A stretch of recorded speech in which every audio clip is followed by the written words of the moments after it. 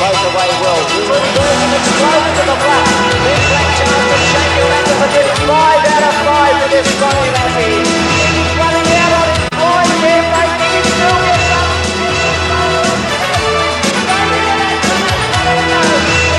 Here on the fence under pressure, Sir Ford cruises up. Into the now they go up towards the 1,000 top that on the side. On the turn to Shiny Base, running up on the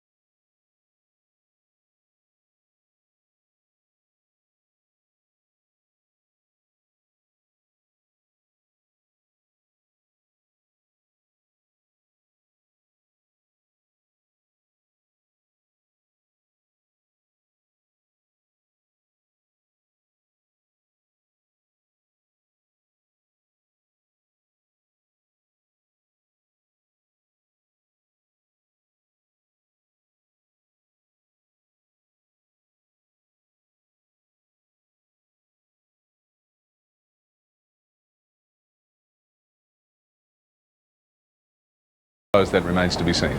Today's program, though, starts off at 12:20. Let's have a look at our races today with the hurdle. That's race 1 to the Ooh La La Stakes at 1 o'clock, Bexpier Stakes at 1:40, the Laurent Perrier Stakes at 2:20, then the big one, the Argyle Diamond Oaks and Richfield Lady will start very short indeed. Yodels, I guess, another in the race that could be considered and lady purpose. Then it's the Linlithgow, then the Country Cup, and then the Maybe Mahal handicap will round us off at 5 o'clock. And we certainly hope you're enjoying Channel Closed up front as we take a look at Fairlane there. Dr. Turf's horse. Well, I wonder how this will go. I wonder if I'll be talking to Dr. Turf after the running of the first event. And I can tell you he's pretty nervous at the moment, having a runner on Oakstone. Well, Crackers are standing by in the betting ring, and Crackers, my spies tell me that Silver Hall's been steady, but Royal Acre and Mr. Sulu both a little bit easy out there. Yes, they are, but there's plenty of money for Silver Hall at the moment. Looking up at Kevin Sears' book at the moment, so I'm just up to my tote odds. They're about 7 to 4 in the tote odds at the moment, but Royal Looker and Royal Acre, I should say, and Mr. Zulu, not much in it. There's been some money for Fairlane. They really have. They've jumped in and had a bet on each way, so Dr. Turf might be on the right ball there, I suppose. What's the crowd like out in the betting ring, Crackers? Well, I reckon it's bigger than Saturday. There just seems to be, and a lot more women, Peter. A lot more women? Well, that'll suit you, won't it? It certainly won't. I'm a very happily married man. Oh, well, Crackers, I'm sure he'll be casting his eye over the ladies as well as the betting fluctuations today as we get set for the running of this first event. Well, if you are watching us and maybe thinking about coming out, if you're down here in Melbourne, as you can see, we've got beautiful sunshine here, and we're just keeping our fingers crossed that those predicted showers and thunderstorms will stay away. And I'd say the way things are looking at the moment, we're going to be in for a wonderful Oaks Day, and all the ladies are out here in their finery. Well, as they begin to move up and load the gates for the first event, let's go up to Dan Malicki, and with Dan, of course, is our special comments man who did such a wonderful job on Cup Day, Gary Willits. Gentlemen, good afternoon. Good afternoon, Peter. Gary, good afternoon to you. Good afternoon, Dan. First race today is the hurdle. It's a restricted hurdle for horses that have never won a race in the metropolitan area over the hurdles. And a fairly open affair too. There seems to be quite a few good chances. Well, that's right. Yes, I don't know a lot about the hurdlers, but I think that Silver Hall of Jim Hullen's, that'll run pretty well. Another horse there, interesting, Mr. Zulu. I thought he was going to be a very good 2-year-old, trained by Jim Kennedy. might show a little bit over the hurdles. His run at Werribee first up was actually quite good, so he must have a chance in this, and so too is the league-trained Royal Ochre as the field gets set for the first event on Oaks Day.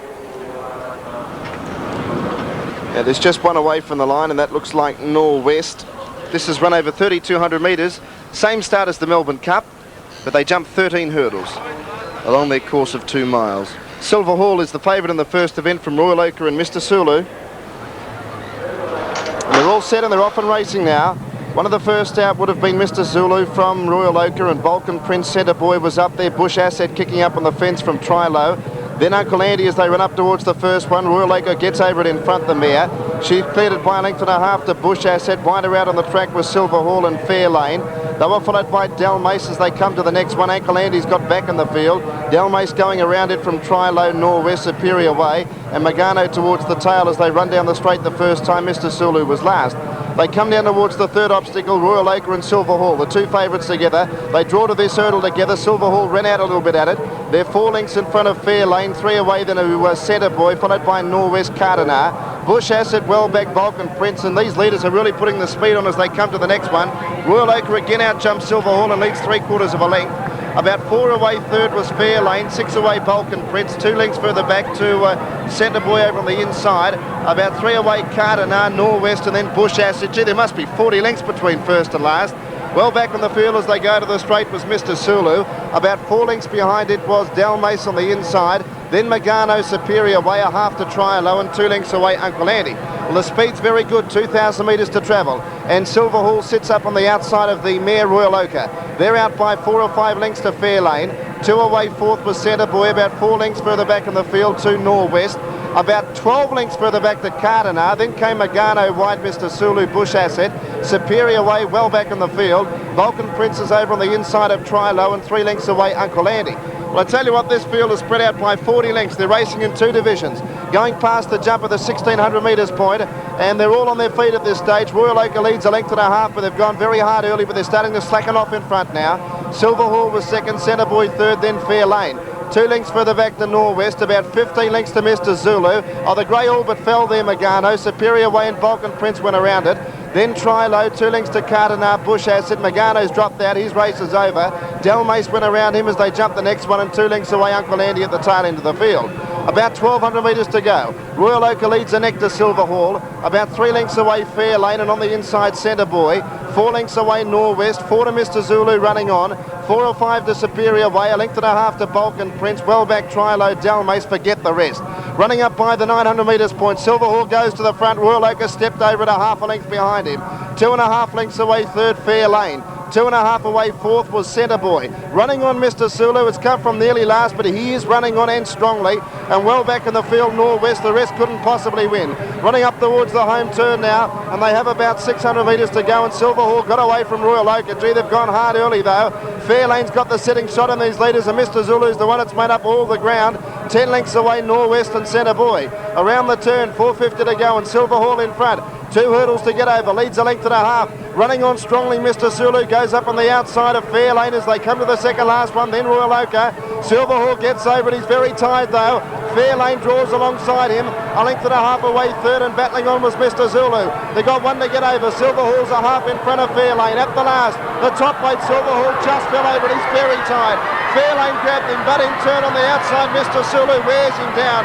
He's come from a long way back, the fast pace has suited him, and Mr. Sulu's drawing away at the finish.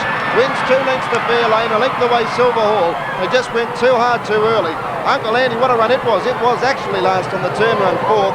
A break to Bush Asset, Norwest, Trilo, Cardenar, then Royal Ochre, Delmace, then came Centre Boy, Balkan Prince, and Superior Way is finished back at the tail. The grey Magano was pulled up in a straight after hitting a hurdle pretty badly along the back. Well, Gary, you were right about Mr. Zulu. Well, Dan, I thought Frankie Stockdale rode a really good race here. He just sat back, let the others go. I thought Silver Hall was a little bit unlucky at the last fence. He lost any chance he had. He actually stumbled just as he hit the ground over that last fence, but I think he was very tired. He really had to weaken. Like, here's the last fence coming up now, and you can see as they get over it, Silver Hall will just not quite clear it properly, and when he lands, he's unbalanced, and that's when Mr. Zulu grabs him. Yeah, very You tight. just see here he goes down a little bit behind.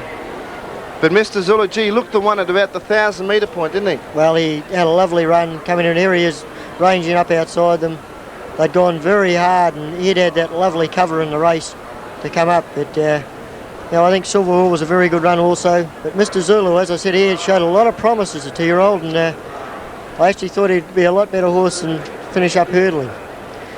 Well, he might have a future in that caper, though, because that was quite an impressive win. He's obviously a very strong stayer, too. Well, that's right, and he's only a young horse, so he could go on. He's well-bred horse by Star Way. For Graham, it's a full-time job, and he even has his own stable of greys. Started off actually a hobby. Yes, it's sort of snowballed up into now what you can see. Salisbury has a complex on the Flemington racetrack. At the moment, he has 3 greys in work: Caesar's Right, Grey Khan and Golden Mariner. 3 horses he has grown very attached to. Graham has an awesome responsibility, which is sometimes overlooked by the public. Costs a lot of money to get a horse to the races race day now, like thoroughbred, like gallopers in a race, I mean. And owners and trainers don't want these grey horses stepping all over them, stripping them and putting them back in the paddock for 3 or 4 months. Last Saturday week at Moonee Valley, Graham had the enviable task of leading in the winner of the Cox Plate, Surfers Paradise, to the roar of nearly 30,000 people. Salisbury has a love of great horses. It's a job he takes very seriously. It's also one he's very successful at and admired for. It's not as if you're going to kindergarten, like there's a lot of dollars involved out there. There's almost 100,000 people jamming into Flemington, and the nerves of some of the racehorses are put to the test. So you will no doubt see Graham and fellow clerks of the course trying to settle the edginess of some of the horses that you back. Graham intends to stay in this caper for a long time. Oh, geez, Dan, I hope another probably 10, 12 years, I suppose. I feel as though I could do it that long. What would your favourite colour be? Grey, Dan. The boy was slow to begin, missed it 2 lengths, and Good and Fast was slow out. One of the first to begin would have been Daydale from At Best and Charleston Party White. Cashin goes to 4th, and then Mr. Tarantel.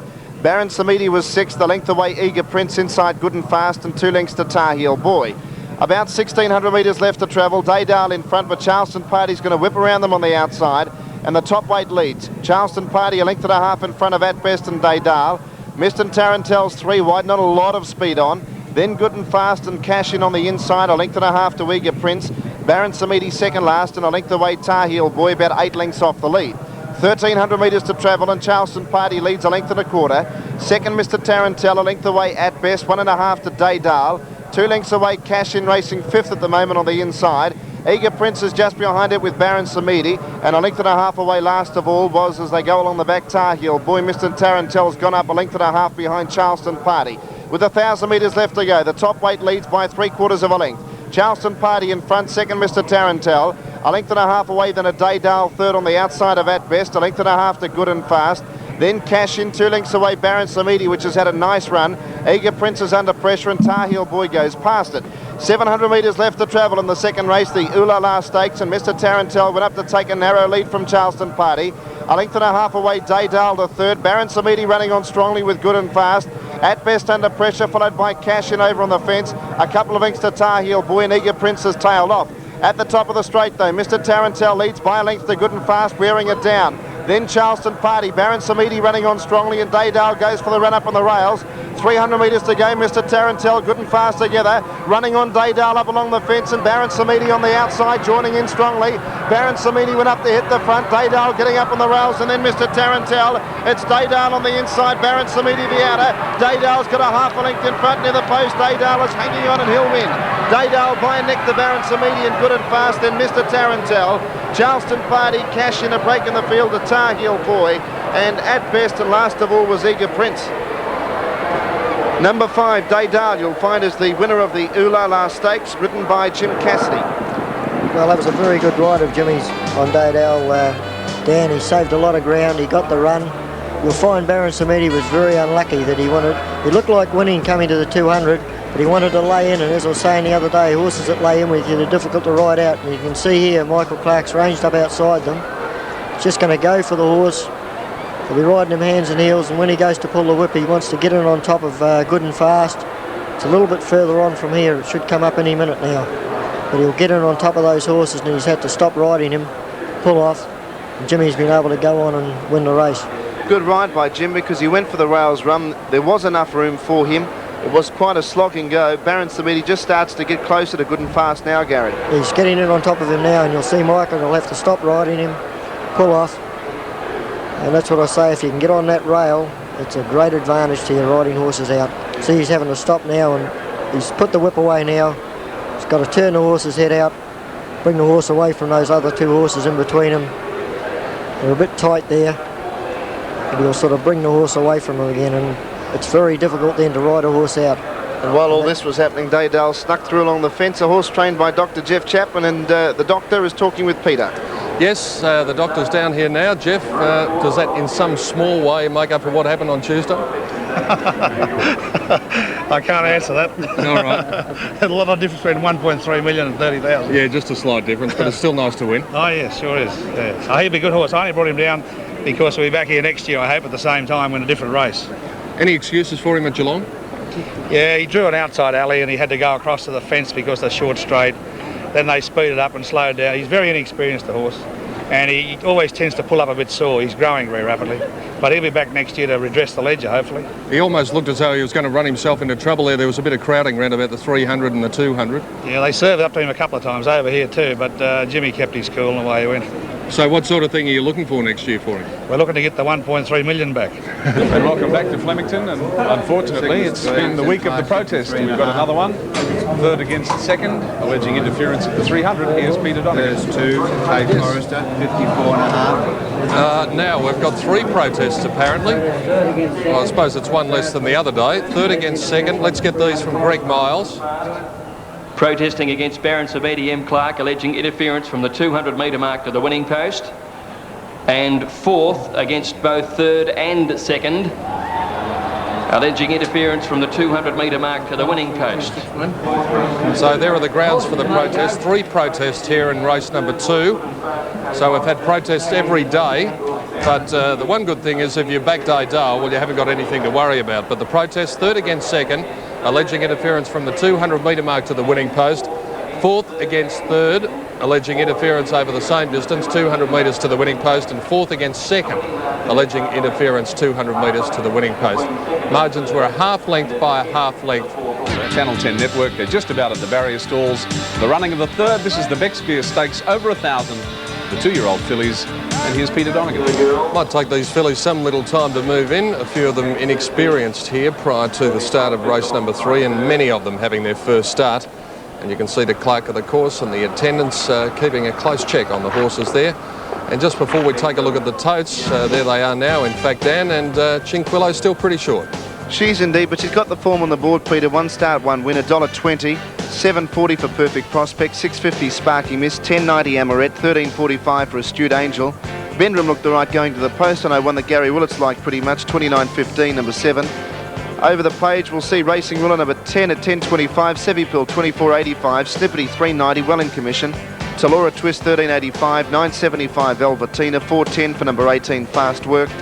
And pretty big odds for the horses down towards the bottom with Azure Lady at $15.30. Peter, there's $279,000 in the win pool. Chinquillo was obviously going to be the horse to beat. Be interesting to see if they separate and a few horses come down the grandstand side here, because they are 2-year-olds and often they like to have them bunched together. Yeah, I was just about to mention that, Dan, when you consider the fact that at the 1,200 metres the other day, that Grey Man came down the straight on the outside, so the straight is obviously quite quick on the outside.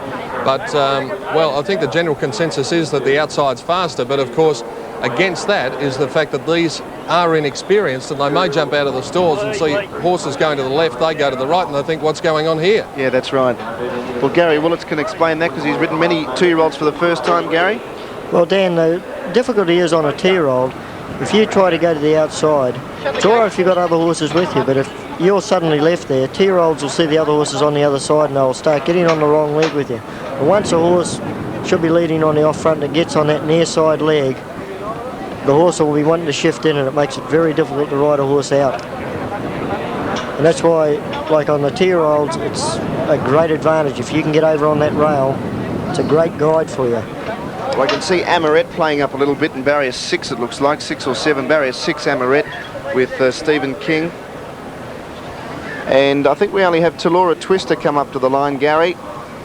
it's about to come up to the gates now. So a big field here of 20. They'll run down the straight 1,000 metres. Laura Twist going into her position. She ran second to Chinquillo at her first start at pretty big odds. And Laura Twist goes up now. Chinquillo's drawn out wide, fourth from the outside in the royal blue and pink colours. Now they look to be just about set to go for race 3, the Beck's Beer Stakes. Field of 20, the light is on. Just a minute, boys, settle down. All set for a start for race 3 on Oaks Day. The light did go on, it went off again. Starters on his platform. They look to be pretty right. Lights back on again and they're off and racing. Azure Lady a little bit slow. Velvetina jumped out fairly with Proven Peace. Bendrum showing speed early. Then Amaret, and they were followed out wider on the track by Spiritual Self, and going pretty quickly was Fast Work. And they were trying to split up, but as we talked about earlier, a few of these horses went to go to the outside, and Chinquillo, one of them, has now gone back to the fence, and Sevi Pill's going to be the lone runner coming down the grandstand side. About 600 metres to go. Spiritual Self and Fast Work are the leaders. From Talora Twist and then Velvetina, behind them Azure Lady. Perfect Prospect and Chinquillo out wider, and running a fair race 2 was Golden Deed out deep. Snippety was next, and they were followed by Sparky Miss, and Amaret was further back, and coming down the grandstand side on its own was Sevi Pill. 300 metres left to go though, and Golden Deed's at the front, one of the boulders. Got a half a length in front of Chinquillo. Sparky Miss is running on strongly, and then Perfect Prospect and Snippety, and down the outside Racing Ruler. Chinquillo's forward back on the inside to be just in front of Golden Deed, whose run's ended, and the favourite's going to win. Rattling home was Racing Ruler, but Chinquillo wins a length. Golden Deed second, Racing Ruler a big run for third, and then Sparky Miss, Astute Angel. Perfect Prospect behind them from Fast Work. Then Velvetina, well back was Snippety. Azure Lady well back, and then came Amaret from Astelia Princess. Further back Spiritual Self, and then came Talora Twist, Video Girl, Sevi Pill. Then came Atlantic Love at Bendrum. Rose County and Proven Peace was back at the tail of the field. Good run by the winner Chinquillo, Gary, because when they jumped, Chinquillo went to the outside, $1.20 and 75 expected should pay, $13.35 for second and $2.50 for third. But about 100 metres after the start, it looked like the horse wanted to go to the flat side. Well, I think what happened, what you've always got to be careful is when they start here. We're looking at fourth from the outside, Chinquillo. And if you've got someone drawn inside you wants to go to the outside, the stewards are very strict that you have to give them that 2 lengths clear before you cross them. Barrier 17, now they're off. You can see a few of these horses jump out wider. Yeah, I thought a few of them were going to go to the outside. But it'll be interesting later on when the film rolls on, and I'll show you what I've been talking about, how difficult it is to ride a horse out when you're out there on your own. You can see this, she's left out there on her own, all of a sudden she veers inwards. That's right. Well, Michael most probably had to clear those couple of horses, but she's gone along very strong. But when this film rolls on a bit, it'll be interesting to see that horse now. It's nearly got to the outside rail. And when it comes down, you'll notice this horse, it'll gradually shift in because it'll see the other horses on the other side. It's by itself. It'll be looking at other things. When a horse is going Melbourne way, it should be leading with the near side. That's your left hand. It'll be out there. You should be leading on the other leg. On the coming in now, actually. Now it'll gradually shift in further and further, and it's very difficult. It's all right on an older horse because I've been down there a few times, but it'll gradually shift in, and it'll gradually get nearly halfway across the course again by the time they reach the winning post. Well, David Hayes has trained the winner, Gary Chinquillo, and just what a phenomenal run this man has had with his 2-year-olds this season. It's been a brilliant year for the Lindsay Park stable in Adelaide, and David is talking with Peter Donegan. Well, David, you have had a great run, but gee, that was a top performance by Chinquillo after those troubles at the start. Oh, from barrier 18, and it looked like he was going to go to the outside, then changed his mind. You know, she's got a lot of ability, this filly, and owned in the same connections as Verdingley, so they're in for a bit of fun, I think, the connections. Yeah, I think they certainly are. Was it more the fact that perhaps the gouch on the inside of you wanted to go to the outside? Did Michael have his mind made up before he went down? No, Michael went down with an open mind, and obviously there was a breakdown in communications between Gouchy and Michael, and they wanted to go in different directions, and then Michael gave in and changed his mind, thankfully. Is that something the jockeys would normally talk about when they get down to the barrier? Oh, it's sensible, you know, are you going inside or outside? It's the sort of thing they discuss, so they don't knock each other down and going in different directions. Well, really, after all that, she was entitled to weaken, but the strongest part of the race was the end. Exactly, yeah. One ran past her at the furlong, and she fought back and won. You know, it's always hard to tell from the stand, but it looked quite a convincing win. We're taking a look at the replay at the end of the race now. What would your plans be for her? Are you really aiming for the top, Blue Diamond, Golden Slipper? I really do think she could be a Blue Diamond filly, and maybe even a 7 furlong filly. over a bit more ground, because, as you said, the best part of the races have been at the finish, and you know, I think she's going to measure right up.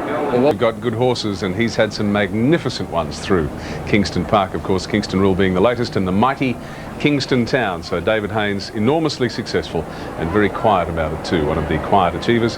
There's a throng of people here. That's the betting ring, and they're all having a look at what they like in the 4th, the next one, the Laurent Perrier Stakes. But of course, on Ladies' Day, on Oaks Day, Carolyn Pagliardi has joined us, and she's been out and about to talk to the ladies on the course.